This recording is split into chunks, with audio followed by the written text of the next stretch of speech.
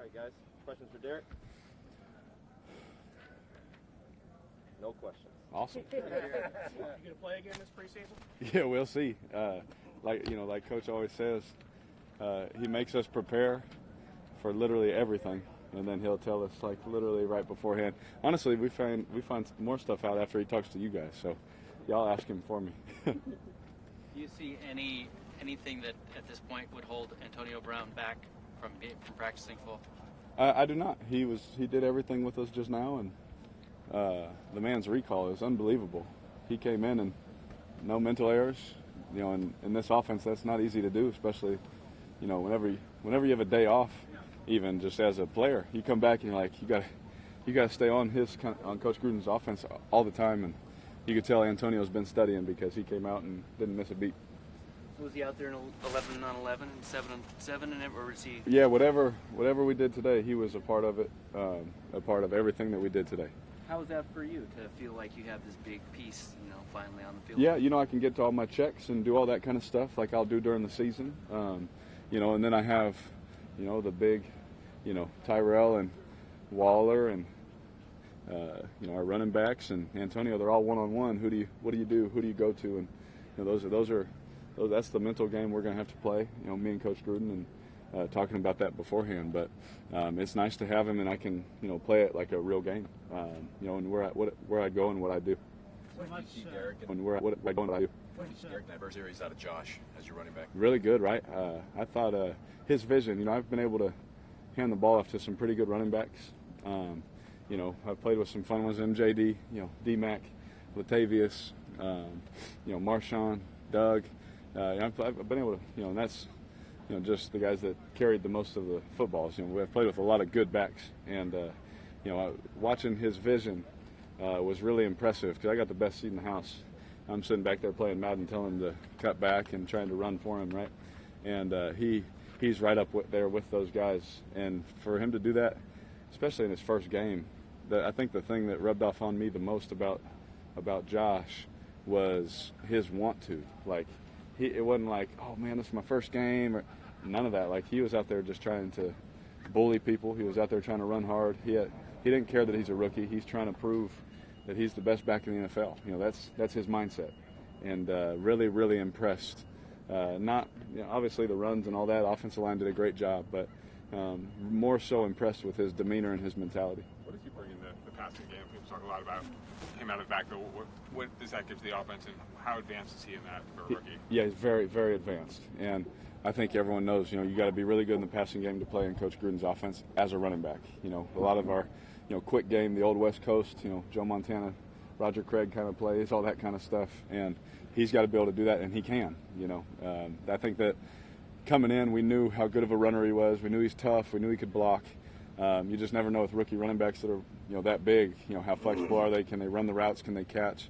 And he's been really impressive, man. You know, I'll let his game speak for it, but for me, I've been impressed by him. You have him coming out of the backfield. You get Waller. You guys like a lot of the receivers. In terms of the depth of options you guys have in the passing game, what does that do for the offense? You have so many places to go. Yes, we can be very diverse. You know, we can play, you know, 22 football. You know, with two backs, two tight ends, or we can go out there with a whole bunch of receivers and Waller. You know, and play that kind of way. You know, we can run the triple option if we want to. You know, we got all the pieces to be able to do whatever coach can think of, and trust me, he thinks of everything. And you know, I think you guys know him.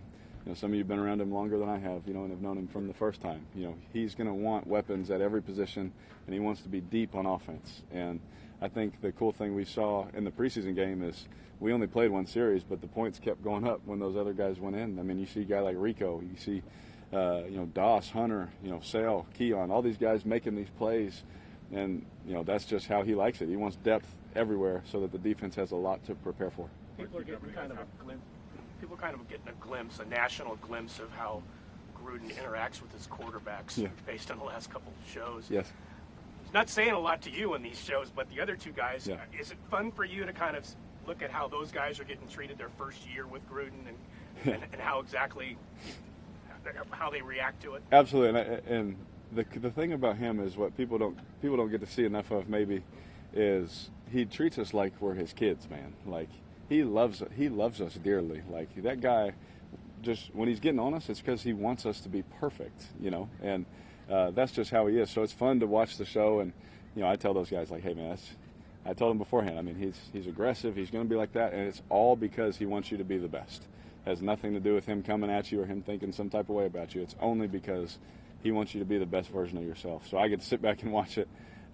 Obviously, year 2 in the offense, less mistakes. I'm not getting yelled at as much, so it's kind of more fun for me. But it's definitely funny to me to sit back and watch it on TV, and then him to say, he says he needs to stop cussing and all those kind of things. I said, good luck, man. I wish you the best. That interaction you're talking about, where John, it's like almost like tough love, where he loves you, but he's really blunt at the same time. Yeah. Was that hard for you at the very first? Did it take a little getting used to? To be completely honest, we were both growing in the offense. We had very minimal moments like that. I can think of maybe 1 or 2 just off the top of my head, right? Where it's like, hey, that's just unacceptable, and it's. How much he cares about you. Where his heart is. He's just, yes, sir. Like, he's just trying to make you better. And so we never had a problem. I've had some head coaches. I won't throw their names out there. I've had some certain coaches in my life, especially in college, that were the same way. So I've been used to that for sure. 2 more, guys. Random, Derek. But have you worn the same helmet since you got in the league? I have not. No, I have not. I had to switch mine because they were going to stop making mine, and so they're not going to keep making it, and I was like, man, I don't want to have to deal with that, in the future, trying to find one and things like that, and all that kind of stuff. So I just ended up switching mine, and for me, mine too is like, quarterback's just so different. Like, if we don't get to run and hit anybody. Anytime we get hit, it's basically by someone we don't see, hitting our head and things like that. So, the vision is all the same to me in my helmets. I could see how some receivers or how AB, the vision and stuff, it could be different. Absolutely, it sits different. But for mine, it was just more so about I'll just change it so I don't have to deal with it again. The Bears point of the battle at receiver, the last few spots up for grabs. What do you see from those guys? It's really close. Usually around this time, right when we're about to break camp, you're like, oh, you can start doing the numbers game. Like we're all trying to do it, figure it out, pencil it in, and you can start writing numbers down, and you're like, I got 10 numbers down. Gosh dang, I guess we can't keep 10 of those. But you sit there and again, I've said this. I think I might have said it after the game. It's like when we go to cut day, we're gonna be cutting good football players, and that shows you how deep our team is. So I'm glad I don't have to make those decisions. But those guys we cut, I'm not worried about them. They're gonna get picked up and be off to the races. But I just don't know who it's going to be right now. I don't know what way they want to go, the coaches and Mr. Mayock and things like that. But just sitting there looking at it, they can all play. So whoever we keep, I know that they're going to be ready to go. Last one, Matt. John said that Ryan Grant is a guy who it's hard to get like 2 words out of. He's just very quiet. What sort of impressions have you formed of him, both personality-wise and on the field? Yeah, I would say the same thing. I've known RG. We played on the same Senior Bowl team together. And so I flew out to New Orleans when he was at Tulane with Coach Dub and Jalen Saunders, who was my receiver at Fresno, then went to Oklahoma. We were all on the same Senior Bowl team, so we were working out together. And the very first time I met him, hey, how's it going? Like very quiet, doesn't say much, but then you watch that man play football, and he's talking trash, and he's talking to DBs, but as soon as he gets back in the huddle, doesn't say a word, Very nice, very polite guy, but extremely good football player, extremely smart, and I think he's healthy for the first time in a while. I think that's a plus for him. We saw him make some great catches in the Rams practices and in the game. That ball he caught and kept his feet in. I think we're starting to see him come out of his shell a little bit on the football field. Maybe not so much talking to him, but that's all right. Coop didn't talk much either, and we get along great, so we'll be all right. Thanks, guys. Did you guys sing to Gruden today?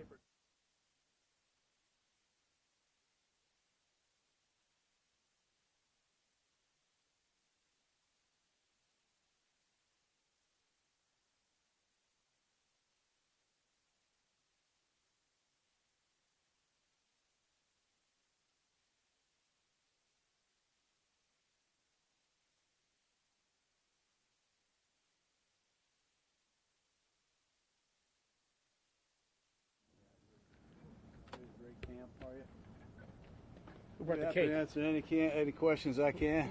How you guys doing today? Happy birthday. Thank you. 56 today. It's amazing. Got anything planned? Celebrate? No, not really.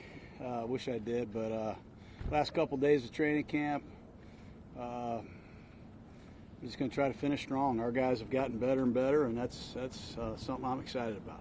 Coach, now that you've had a chance to review the tape from the game, what have you seen from Josh Jacobs' vision and just his ability to gain chunk yards? He's a good back. There's no doubt. He can run the ball. He's got good vision. He can break arm tackles. He's got some acceleration and burst, no doubt. And I think he's going to be a really good player. When you watch the tape, what did you see from Cleveland in that game?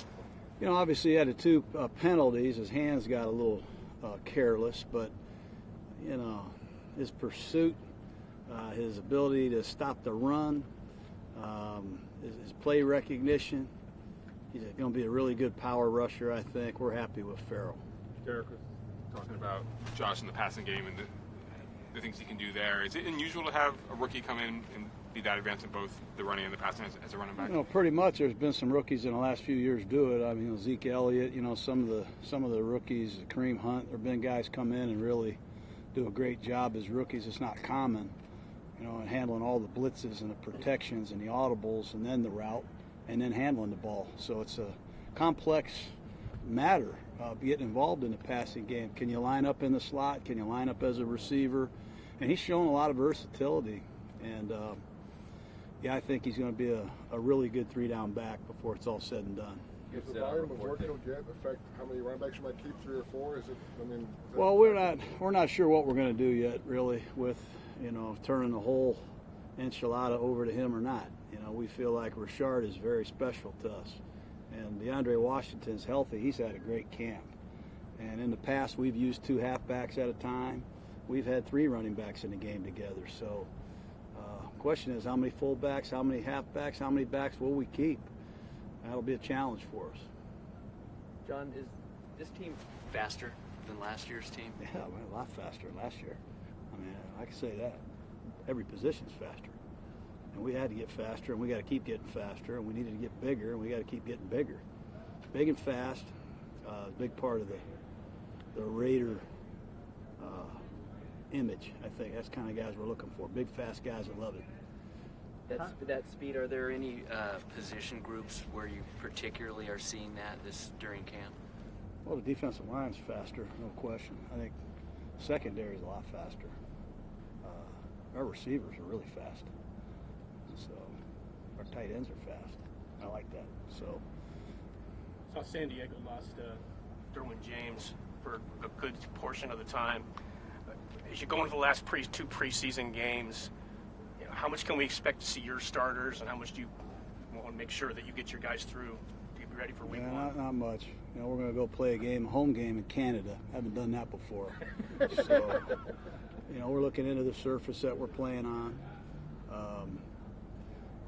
And we're not sure how much we're going to play our starters. You know, we don't have 22 starters in ink yet either. Yeah. So there's going to be some guys that are vying or competing to become starters. But you know, some of the frontline guys will probably be very limited in the next 2 weeks. You know, the Rams left a lot of guys home when they went to Hawaii. Are you going to take everybody with you to Canada for that home game? We're planning on having a good experience in Winnipeg. You know, I've never been there. I don't think some of our players have been to Winnipeg, so we're planning on taking everyone, yes. How did you come out of the game health-wise? Pretty good. We have some guys that are nicked up. You know, we have some questions as who will be available this week, but nothing serious to really report. We do have some mild ankles and hamstrings and things like that, but nothing serious. On the back end of the wide receiver depth chart, you've talked about having some tough choices, but it seems like it's getting harder the more these different guys perform. Could that be something that's gonna It's really tough. You know, I mean, if you watch us play, you know, you're seeing just about every receiver make a contribution. I mean, Keelan Dawson's been good. We've talked about him. Rico Gafford's picked it up. J.J. Nelson's had a strong camp. You know, Hatcher is a good player. So Hunter Renfro and Grant have had good camps. It's going to be a challenge for us. Mayock's going to have his They actually have to have his boxing gloves on. We're have some fights about this roster, probably. Is Antonio ready to start practicing with you guys? I think so, yeah. He took all the reps today in our walkthrough, showed great retention. And we'll see what happens here with this afternoon. We're going to have a walkthrough today as well. We have a lot of guys that can't practice, so we'll pick it up tomorrow. How's Denzel Good doing? Good. We took him off the PUP, which is really good. And he took about 25 snaps today in our walkthrough. We're going to ease him back in. He'll be a part of individual this afternoon. But that's huge for us. With Gabe's injury and Richie's situation, it's good to have Denzel close to returning. Do you start backing Richie off in terms of the game reps? Yeah, we saw Incognito. We've seen him enough. I mean, he's played enough football. I don't think we need to see him pull on power anymore. I think he's good. But I'm really pleased with him and what he's meant to Colton Miller. I mean, he's been a real steadying force, a real pro behind the scenes. He and Trent Brown have come in here and given us a lot, man. A lot more than just good play in the line. I don't know if you've seen any clips from Hard Knocks, but generally, when you hear audio of yourself on the field, practice or in games, are you ever surprised by what you hear coming from you? I don't like hearing all the profanity. It's like every time I swear, it makes the show. I don't swear all the time.